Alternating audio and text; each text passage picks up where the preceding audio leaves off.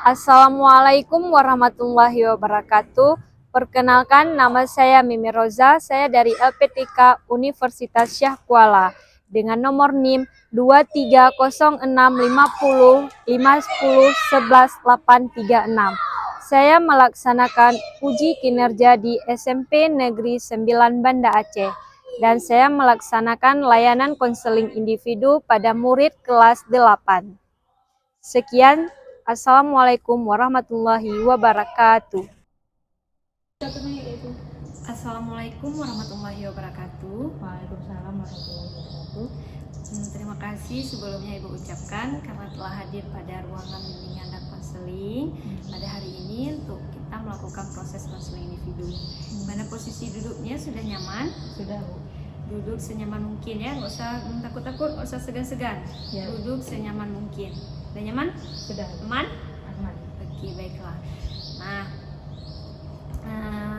di sini Ibu kasih tahu tujuannya. Tujuannya di sini adalah untuk kita mencari solusi dari permasalahan yang sedang kamu alami. Kita di sini untuk mengatasi permasalahan yang sedang kamu alami. Nah, sebelumnya di pertemuan sebelumnya kan Ibu sudah menjelaskan apa itu bimbingan konseling, apa itu asas, masih ingat? Enggak lupa, Bu. Nah, baiklah Ibu ulang lagi. Nah, di sini konseling individu itu adalah proses pemberian bantuan kepada klien atau konseli untuk mencari solusi dari permasalahan yang sedang dialaminya. Nah, di sini kita akan memberikan solusi tentang permasalahan yang sedang kamu alami. Ya. Nah, di dalam bimbingan dan konseling itu ada 3 asas. Ada asas kerahasiaan, keterbukaan, dan kesukarelaan. Nah, pertama itu ada asas keterbukaan. Asas keterbukaan tuh di sini kamu itu harus terbuka, tidak ada yang kamu tutupi, harus berani untuk mengungkapkan apa permasalahan yang sedang kamu alami. Di sini kamu harus terbuka. Ya. Oke, baik. Nah, yang kedua itu ada asas kerahasiaan. Nah, di sini kita dalam bimbingan konseling ini bersifat rahasia. Nah, tidak ada yang tahu dari luar ruangan. Di sini cukup yang di dalam ruangan Ibu dan kamu yang tahu permasalahannya. Jadi kamu nggak usah takut untuk menceritakan permasalahan yang sedang kamu alami. Baik. Ya, insya Allah di sini rahasia apa permasalahannya kita jaga karena dalam bimbingan konseling ada asas kerahasiaan. Ketiga itu ada kesukarelaan. Nah, di sini kamu ada dipaksa nggak? Nggak ada, Bu. Ada keterpaksaan dari orang untuk kesini? Nggak, Bu. Insya Allah sukarela. Nah, sukarela kan? Nah, di sini asas kesukarelaan tanpa ada paksaan dari pihak manapun. Ya. Baiklah. Nah, di sini sebelum kita memulai, kita akan mengisi dulu lembar komitmen di sini untuk kamu bersedia untuk melakukan konseling individu. Oke, bisa diisi. Baca dulu, ya. Isi nama, kelas, alamat.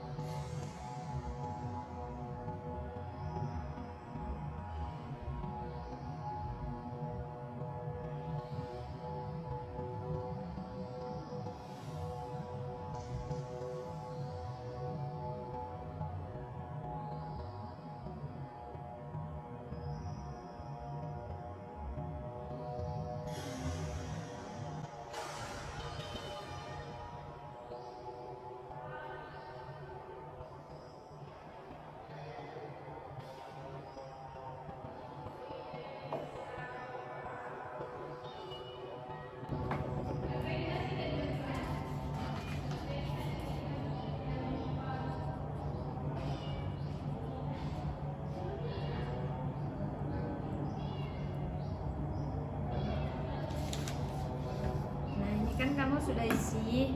Nah, sudah bersedia untuk kita melakukan konseling individu kan? Sudah berkomitmen untuk melakukan konseling individu hari ini. Nah, kita juga akan menyepakati dulu waktunya. Di sini Ibu akan melakukan waktu konseling individu selama 30 menit. Ya, sedia? Insya Allah siap. Bersedia ya? Bersedia. Oke, baiklah, siap untuk kita melakukan. Ada yang ingin disampaikan atau yang ingin ditanyakan? Sejauh ini nggak ada. Sudah mengerti ya? Insya Allah udah. Nah, baiklah, tidak ada yang ditanyakan lagi. Sudah paham ya? Sudah. Nah, di sini kan kita kan sebelumnya sudah melakukan konseling individu. Nah, kamu sebelumnya juga sudah menceritakannya. Ini pertemuan kita kedua. Nah, di sini Ibu masih mendapat laporan bahwa kamu itu masih sering bolos ke sekolah, tidak hadir ke sekolah. Ya. Nah, boleh diceritakan itu kenapa kira-kira kok kamu gak hadir ke sekolah itu karena apa? Sebelumnya kan saya bukan udah cerita juga sama ibu. Saya telat bangun tidur. Itu karena saya malamnya bantu orang tua saya untuk buat kue sampai jam 11 malam atau enggak setengah 11. Dan mungkin setelah buat kue itu Bu, saya main HP lagi sebentar Bu. Jadi kamu main HP, siap buat kuenya itu jam berapa? Setengah 11, jam 11 Bu. Cepat ya, main HP-nya itu sampai jam berapa? Sampai jam 1. Biasanya ada jam 1 lewat atau enggak jam 12 lewat. Terus itu nggak langsung tidur? Enggak. Itu paginya gak niat ke sekolah, emang nggak kebangun atau gimana? Nah, karena bergadang tadi Bu, telat bangun Bu. Atau enggak kan jam 5 Bu, kan saya ada juga bangun sebentar buat bantu goreng kue atau enggak bantu jaga adik Bu kan. Itu Bu saya langsung tidur lagi siap tuh Bu jam 6. Makanya mungkin saya pas jam 7 dibangunin, jam 6 dibangunin sama orang tua saya tuh saya nggak sanggup ketemu lagi untuk mandi. Makanya Oke, baiklah, berarti penyebabnya itu kamu nggak datang ke sekolah, kamu sering bolos tidak hadir ke sekolah itu pertama karena membantu orang tua, ya, yang kedua karena main HP. Main HP terlalu larut malam dan membantu orang tua itu sampai jam 11 malam. Selebihnya itu kamu main HP sampai jam larut 1. malam, sampai jam 1 malam. Nah, terus paginya nggak sanggup bangun. Ya, Nah, kamu tahu kan kita masih pelajar, masih anak sekolahan, itu kita harus tidur tepat waktu, nggak boleh main HP terlalu larut malam. Main HP itu harus tahu waktunya, pergunakan HP itu sebaik mungkin. Nah kan, kira-kira ini kan arahnya itu kemana tuh? Jika kalau kamu itu nggak sering hadir ke sekolah, nggak masuk sekolah, nah arah hidupnya itu akan seperti apa? Ibu mau tanya. Jika kamu terus-terusan seperti ini, kedepannya itu kamu akan seperti apa? soalnya saya tahu kalau misalnya saya nggak datang ke sekolah, nanti saya nggak naik kelas, terus saya juga ketinggalan pelajaran, terus saya juga nilai saya hancur. Saya tahu sebenarnya Bu, tapi karena main HP-nya udah, misalnya main HP-nya bukan pas ke sekolah tuh nggak ini, nggak nyangka udah 2 jam ternyata. Makanya Bu, saya tahu arah kemana, tapi saya juga kayak gitulah Bu. Kamu tahu kan arahnya kita nggak hadir ke sekolah, gimana nanti bisa tinggal kelas gitu kan. Nah, Ibu mau tahu nih dampak negatifnya. Tahu kamu dampak negatifnya dari kamu sering kali nggak hadir ke sekolah? Tahu Apa?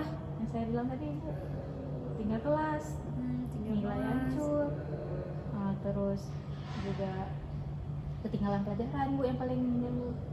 Karena mungkin karena udah sekali ketinggalan pelajaran tuh Bu, itu yang buat saya mungkin lebih males. Karena kan banyak kali cetak-cetak yang ketinggalan tuh Bu.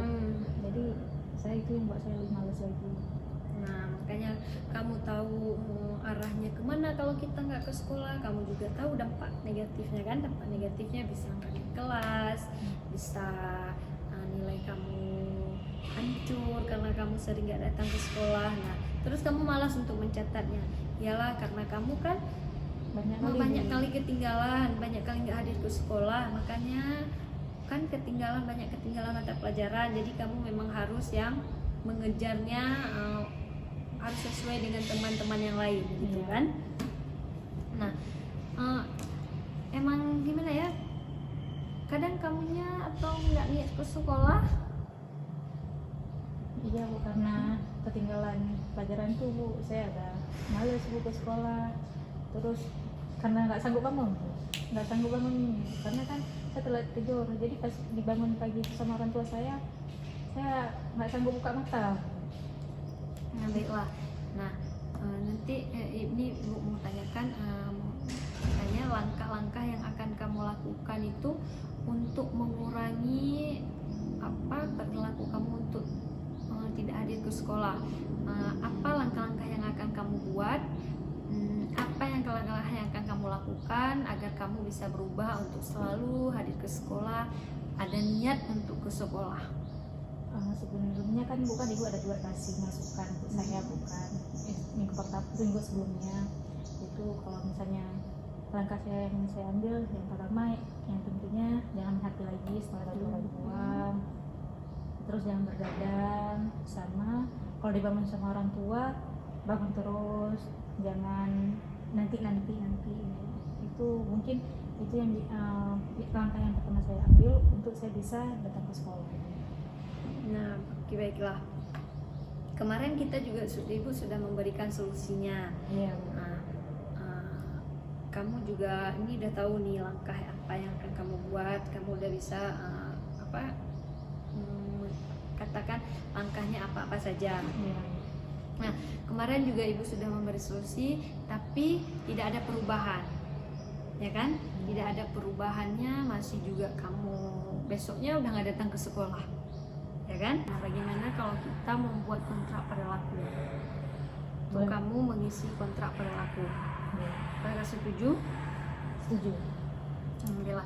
Di sini kamu isi kontrak perilaku sesuai dengan langkah-langkah yang kamu bilang tadi. Apa langkah-langkah keinginan yang ingin kamu ubah agar kamu selalu hadir ke sekolah. Nah, di sini kan tapi kita membuat kontrak pada hari ini. Nah, kalau di sini kamu isi kontraknya, kamu isi nama, kamu isi kelas, terus tanggal berapa. Nah, kamu isi perjanjian kita pada hari ini. Nah, di sini kontrak perilaku ini kamu isinya ini sesuai dengan apa yang kamu inginkan. Maksudnya ini memang persetujuan dari kita berdua gitu. Iya. Oke, ngerti kan? Nanti Bu. Akan diisi.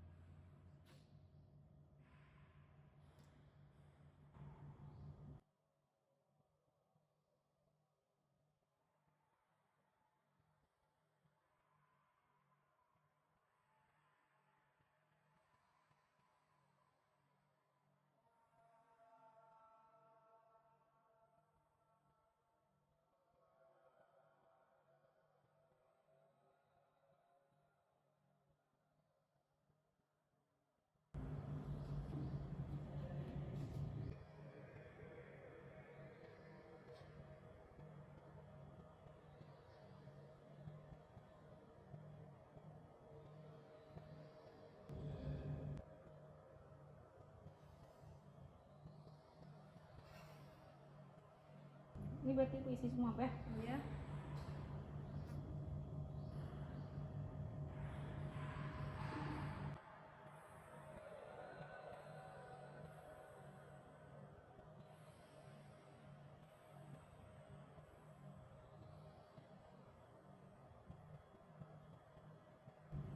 Setelah isi nanti kamu baca ya.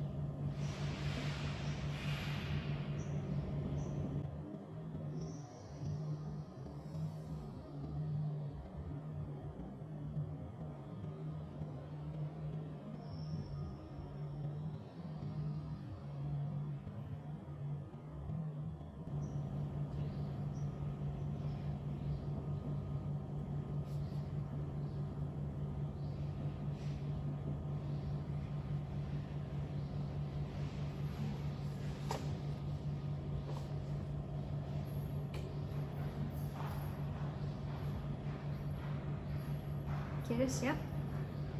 Tunggu mana, Mbak? Ya, tanda tangan.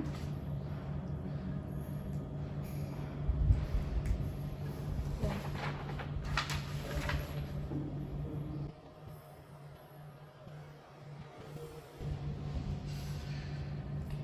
Nah, bagaimana? Ini kan sudah kamu tulis sesuai dengan persetujuan kita berdua ini ya. Mana-mana nyaman, kamu merasa nyaman dengan kontrak yang sudah kamu tulis? Insya Allah nyaman, Bu. Baiklah, boleh silakan dibaca. Baik, Bu. Lembar kontrak perilaku. Ini baca semua, Bu, ya. Pada tanggal hari ini 12 Juni 2025 menyatakan bahwa saya setuju untuk melakukan hal-hal di bawah ini. Yang pertama, mengurangi bermain HP saat malam dan tidak bergadang. Yang kedua, tidur tepat waktu, dan ketika orang tua bangunin waktu pagi langsung bangun. Yang ketiga, mengatur waktu dalam bermain HP. Usaha saya dianggap berhasil jika saya berhasil menjalankan sesuai dengan langkah-langkah yang saya tulis di atas. Jika saya melanggar langkah-langkah tersebut yang saya buat, maka saya sanggup menerima konsekuensi yang diberikan oleh guru BK dan pihak sekolah. Oke, baik. Nah, ini dengan yang sudah kamu buat, kamu sudah berjanji di sini, kamu sudah membuat kontrak perilaku kesepakatan kita berdua ya. Semoga dengan yang kamu buat ini, jika berhasil menjalankan, kamu tentunya akan bangga kan dengan diri kamu. Nah, Iya, Bu. jika kamu tidak berhasil dengan ini, maka kamu juga bersedia untuk dipanggil lagi ke ruang BK, Insya ya Allah kan? Nah, bersedia. semoga dengan kontrak ini bisa bisa membuat kamu untuk rajin datang ke sekolah, tidak ada lagi membolos. Iya. Nah, tidak seperti kemarin ya kan, kemarin yang udah ibu kasih solusi, tapi juga belum berhasil. Semoga dengan ini berhasil. Iya, Bu. Nah, baiklah, kita sudah melakukan konseling hari ini, sudah melakukan layanan hari ini. Nah, bagaimana perasaannya, kesan dan kesannya setelah melakukan layanan hari ini? Perasaan saya bukan, kesan saya juga setelah saya melakukan konseling individu dengan ibu. Saya berharap saya bisa berubah ke depannya. Saya tidak membolos lagi. Saya hadir ke sekolah tepat waktu. Saya juga bersyukur karena Ibu Mimi panggil saya ke ruang BK. Saya bisa sadar, Bu, kalau saya ini udah terlalu jauh dalam sekolah, Bu. Nggak terlalu ngopen lagi, Bu, sekolah. Udah sering bergadang, sebenarnya tidak datang sekolah. Gara-gara saya tidak datang sekolah, saya ketinggalan pelajaran. Oke. Dan semoga saya dengan konseling individu ini bisa membuat saya berubah ke depannya. Ya, baiklah, terima kasih karena kamu juga sudah menyimpulkan. Nah, di sini Ibu akan mengajak kamu untuk mengisi. Di sini ada instrumen evaluasi hasil. Instrumen evaluasi hasil setelah kita melakukan layanan konseling hari ini. Nah, kamu di sini Ibu minta kamu untuk isi instrumen ini, ya. Isi nama, kelas, dan checklist.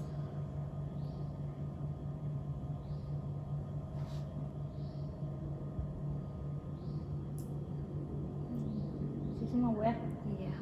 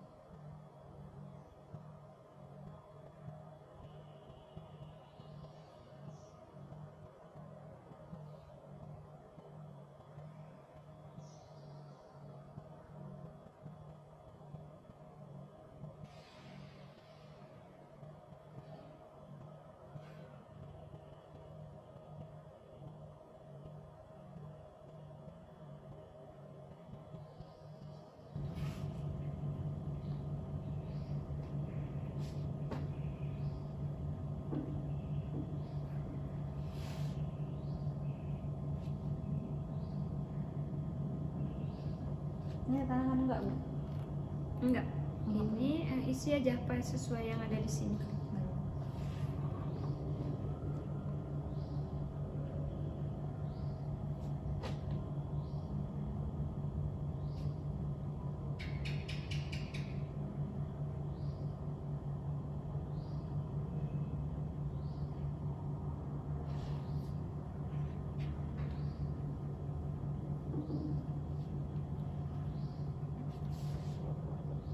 Udah.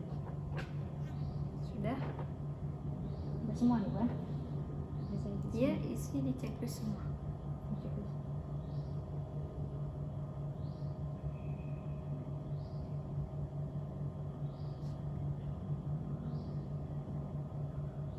Gini, Bu ya.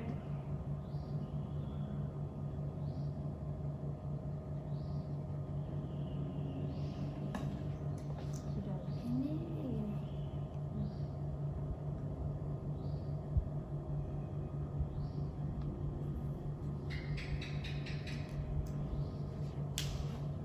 sudah? Bentar, Bu.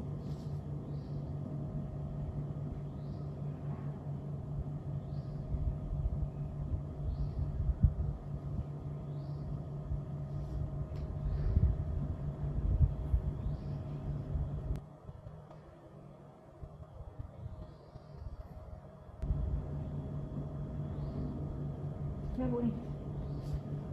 Oke, baik. Terima kasih karena telah isi. Nah, baiklah. Di sini kita sudah sudah mengisi juga kontrak berlaku. Ibu harapkan dengan ini kamu tidak lagi membolos. Kita sebagai seorang pelajar itu sebagai siswa kita harus tidur cepat, tidak boleh tidur larut malam. Nah, membantu orang tua itu memang bagus gitu kan, kayak kamu membantu orang tua itu bagus. Padahal kamu memang jam tidurnya pun cepat, tapi karena kamu main HP jadinya kamu tidur larut malam. Bantu orang tua jam 11, ibu harap setelah ini kamu bantu orang tua jam 11 terus kamu langsung tidur istirahat agar paginya kamu cepat bangun, nggak lagi untuk bergadang setelah bantu orang tua jam 11 malam terus main HP sampai larut malam, sampai jam 2 malam, sampai jam 1 malam. Akhirnya paginya subuhnya kamu nggak sanggup bangun gitu kan, nggak sanggup untuk datang ke sekolah. Nah, semoga kedepannya nggak lagi seperti itu ya. Kurangi main HP-nya, main HP ketika perlu, waktunya istirahat, waktunya jam tidur. Karena kamu masih seorang siswa gitu kan, waktunya tidur, kamu tidur. Karena kamu tahu sendiri tadi dampak negatif kalau kita tidak hadir ke sekolah. Nah kan bisa kamu tinggal kelas, kamu banyak ketinggalan mata pelajaran, kamu juga nanti nggak bisa ikut ujian gitu kan. Nah, baiklah, ini kedepannya kita melihat dulu bagaimana nanti akan kita pertemuan berikutnya nanti akan kita tindak lanjuti lagi bagaimana perkembangannya, apakah berhasil kontrak ini, apakah kamu sesuai dengan kontrak ini atau kamu melanggarnya.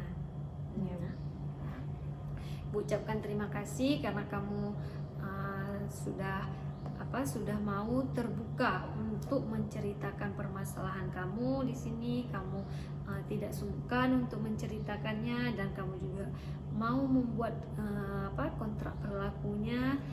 Kamu semangat, maksudnya kamu memang dengan sukarela gitu ya, tanpa ada paksaannya. Nah, ucapkan terima kasih. Baiklah, sesuai kesepakatan kita tadi, konseling individu kita selama 30 menit dan waktu kita sudah berakhir. Ibu akhiri, assalamualaikum warahmatullahi wabarakatuh. Waalaikumsalam.